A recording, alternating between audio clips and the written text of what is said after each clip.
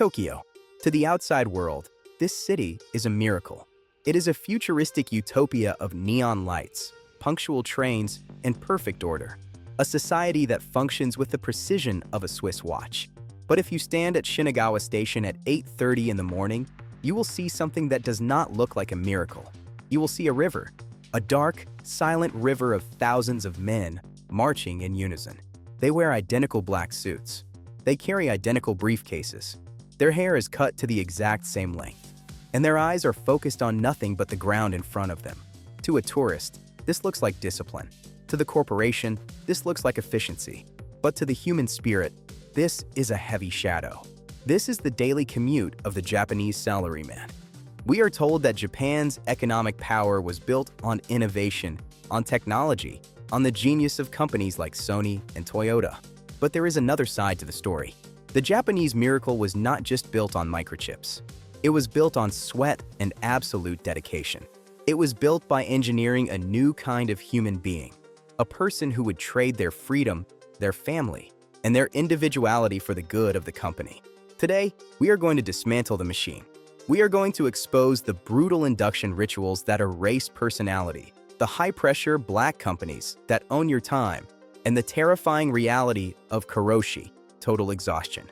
This is the story of how a country turned its own people into batteries, and what happens when the batteries finally run out of power. The conditioning begins long before the first day of work. In the West, young people are told to find themselves, to be unique, to stand out. In Japan, there is a famous proverb that rules society. The nail that sticks out gets hammered down. From the moment a child enters school, the hammer begins to fall. The system is not designed to create leaders, it is designed to create components. By the time a student reaches university, they face the ultimate ritual of conformity, shukatsu, the job hunt. This is not about finding a career, it is a performance. University students, who just months ago wore colorful clothes, suddenly transform. They all go to the store and buy the recruit suit. It must be black. The shirt must be white. The shoes must be plain. If you have a unique personality, you hide it. During the interview, the corporation is not looking for talent. They are not looking for creativity. In fact, creativity is seen as a risk. They are looking for a blank canvas. They want someone untainted, someone they can mold into the company's shape. They are not hiring an employee, they are buying total obedience. Once the contract is signed, the individual ceases to exist. You are no longer Tanaka-san.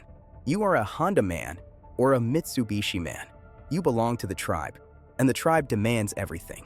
Once you enter the machine, you learn the most important rule of Japanese corporate life. Productivity is irrelevant. Presence is everything. In a Western office, if you finish your work at 4 p.m., you go home. You are efficient. In a Japanese office, if you finish your work at 4 p.m., you are given more work. Or worse, you are seen as lazy. You are seen as someone who does not care about the team. So, the salaryman learns to act. This is the theater of Zangyo, overtime. 5:30 p.m. comes. The official workday ends. But nobody moves. Nobody packs their bag. The air in the office becomes heavy. Why? Because the section chief is still at his desk. And if the chief stays, the manager stays. And if the manager stays, you stay. Leaving before your superior is not just rude. It is an act of betrayal. So, millions of men sit at their desks, staring at spreadsheets they have already checked 3 times. They type slowly. They rearrange files. They pretend to be busy. They are burning their life away, hour by hour, just to prove one thing. I am working harder than you. Therefore, I am loyal. Japan has some of the longest working hours in the developed world, yet it has the lowest productivity among the G7 nations. This is why they are not working. They are waiting. They are hostages in a game of endurance where the only prize is keeping your job. And when the boss finally stands up at 9 o'clock or 10 p.m., does the salaryman go home? No, he goes to namakai, the drinking party. Foreigners often mistake this for fun. They see the loud laughter in the izakaya and think the Japanese are relaxing. They are wrong. This is work. This is unpaid labor disguised as leisure. In the rigid hierarchy of the office, you cannot speak freely. But with alcohol, the rules are slightly loosened. This is called nominication, communication through drinking. But it is not voluntary. You must pour the boss's drink with 2 hands. You must laugh at his bad jokes. You must listen to his lectures about the good old days. You are the emotional support for your superior. If you refuse to go, you are not a team player. Your promotion chances vanish. So you stay? You stay until you miss the last train. You sleep in a capsule hotel or on a park bench. And the next morning, at 7 a.m., you put on the black suit, you hide your exhaustion, and you get back on the train. The machine does not stop for a headache. For decades, this system worked. It was intense, yes, but there was a deal. It was called lifetime employment. The company demanded your total focus, but in return, it gave you security. It promised that you would never be let go. It promised steady raises. It promised a pension. The company was your father, and it would take care of you until you retired. But in the early 1990s, the bubble burst. The Japanese economy slowed down, and the lost decades began. Corporations realized they could no longer afford to keep their promise. They started to restructure. They started to hire temporary workers. They stripped away the benefits. But here is the tragedy. The companies broke their side of the deal, but they still demanded the same level of loyalty from the workers. The security was gone, but the heavy expectations remained. This created a new, darker phenomenon, the black company. A black company, or Burakukijio, is an organization that operates without regard for employee well-being. They exploit young people, knowing they are desperate for a job. They force them to work 80, 100, sometimes 120 hours of overtime a month, often unpaid. They use psychological pressure to keep them in line. Bosses criticize employees harshly, telling them they are not good enough, telling them that no one else will ever hire them. It is a system designed to crush confidence until there is nothing left but fear. A machine runs on fuel, but the human body is not a machine. Eventually, the fuel runs out. Japan is one of the few countries on Earth that has a specific legal word for physical collapse due to overwork. It is called Karoshi. It is not a metaphor. It is a medical reality. Heart failure at 32, stroke at 45. The body simply shuts down under the stress. But there is a darker side to Karoshi, the mental collapse. Take the tragic case of Matsuri Takahashi. She was a brilliant young woman, a graduate of the prestigious University of Tokyo. She landed a dream job at Dentsu, Japan's top advertising agency. It was supposed to be the start of a golden life. But within months, she was logging over 100 hours of overtime. She slept 10 hours a week. Her superior told her that her work was useless and that her eyes looked empty.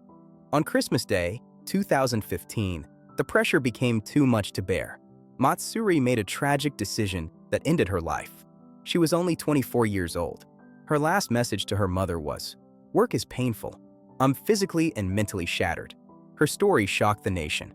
But she was not an anomaly. She was a symbol. Every year, thousands of Japanese people reach their limit because they feel they have no escape.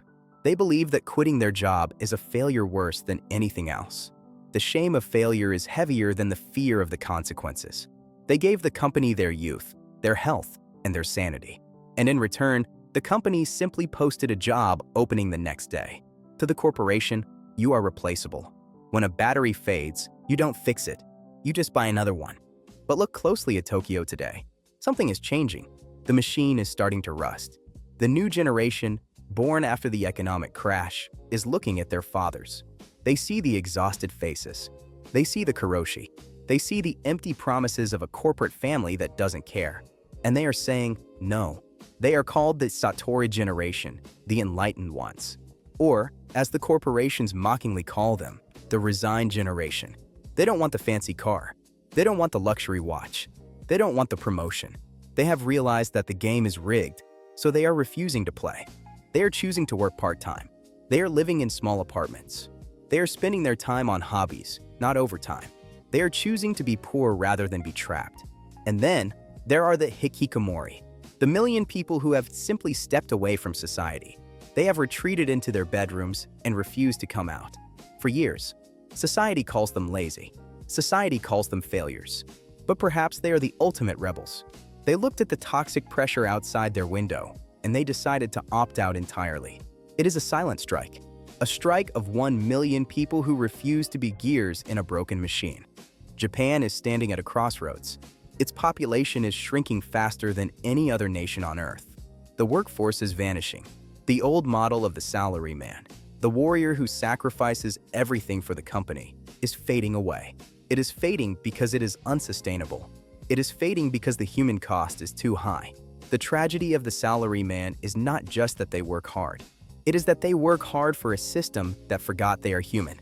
They built the skyscrapers. They built the economy. They built the safety. But they forgot to build a life. As the sun sets over the Tokyo skyline, the lights in the office towers are still on. But the people inside are beginning to wake up. They are realizing the most important truth of all. The company will replace you in a week. But your family will never replace you. The machine only works if you agree to be a part. And for the first time in history, the parts are walking away. So, I have one question for you. Is the Japanese miracle worth the human cost? Let me know in the comments.